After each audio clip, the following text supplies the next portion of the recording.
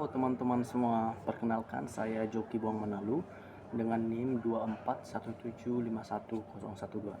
Saat ini saya akan menampilkan penjelasan tentang kesehatan dan keselamatan kerja yang merupakan tugas pengantar manajemen sumber daya manusia oleh Ibu Yasmin. Nah, apa sih arti dari kesehatan dan keselamatan kerja?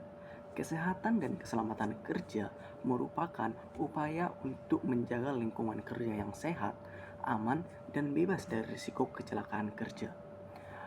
Dan juga K3 ini memiliki tujuan untuk menjaga lingkungan kerja yang sehat, meningkatkan produktivitas, dan tentunya meningkatkan kesejahteraan dari para tenaga kerja. Selanjutnya yaitu analisis SWOT. Saya melakukan analisis SWOT pada PT Hayamuru Indonesia. Pada bagian strength, PT Hayamuru Indonesia memiliki regulasi dan kebijakan terhadap K3 yang sangat jelas dan sangat terstruktur, sehingga para karyawan sangat bisa untuk meminimalisasi dari risiko kecelakaan kerja. Yang kedua, PT Hayamuru Indonesia juga memiliki tim K3 yang dapat membantu karyawan yang terkena dampak dari risiko kerja. Yang terakhir, PT Hayamuru Indonesia juga memiliki tim audit terhadap kegiatan K3 ini, sehingga segala jenis kegiatan yang buruk ataupun yang baik dapat dievaluasi, sehingga pada periode berikutnya PT Hayamuru Indonesia dapat mengelola K3 yang lebih baik lagi. Pada bagian weakness, ternyata PT Hayamuru Indonesia tidak selalu pada setiap periode melakukan pelatihan ketiga kepada karyawannya. Selanjutnya, PT Hayamuru Indonesia juga memiliki anggaran dana yang terbatas untuk K3 ini sendiri. Sehingga hal ini dapat membuat para karyawan memiliki risiko K3 yang lebih besar pada periode yang selanjutnya. Pada bagian opportunity, PT Hayamuru Indonesia dapat memanfaatkan teknologi yang ada sehingga akses K3 kepada seluruh elemen karyawan dapat tercapai.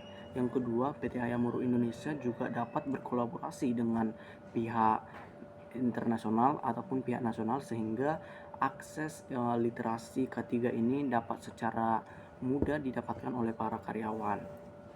Pada bagian trades, PT Hayamuru Indonesia ternyata memiliki beberapa jenis ancaman, seperti para karyawan yang baru saja direkrut biasanya itu ternyata tidak memiliki pengalaman yang signifikan dari K3 ini sendiri.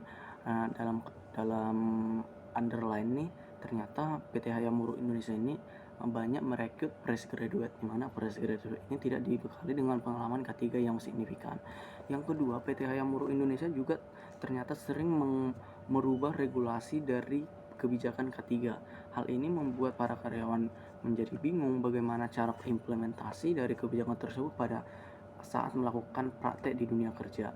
Yang ketiga, pihak manajemen juga ternyata tidak terlalu sering untuk melakukan pelatihan terhadap karyawan baru.